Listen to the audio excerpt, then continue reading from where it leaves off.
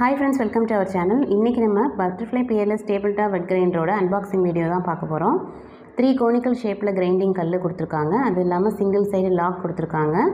Indicator இருக்கு. Motor capacity பாத்தீங்கன்னா 260 watts, grinder capacity பாத்தீங்கன்னா 2 liter.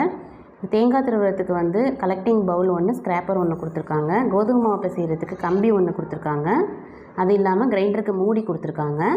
இது எப்படி அரைக்கணும் அப்படின்னு பார்த்தீங்கன்னா, இந்த வெள்ளை கலர் இருக்குது பார்த்தீங்களா, இதுக்கு ஆப்போசிட்டாக அந்த ஹேண்டில் பார் இருக்கணும். அந்த ஹோலில் கரெக்டாக அது வந்து ஃபிக்ஸ் ஆகிற மாதிரி பார்த்துட்டு ஒரு ப்ரெஸ் பண்ணிங்க அப்படின்னா ஃபிக்ஸ் ஆகிடும். கரெக்டாக ஃபிக்ஸ் ஆகிருக்கான்னு செக் பண்ணுறதுக்கு சுற்றி பார்த்துக்கோங்க.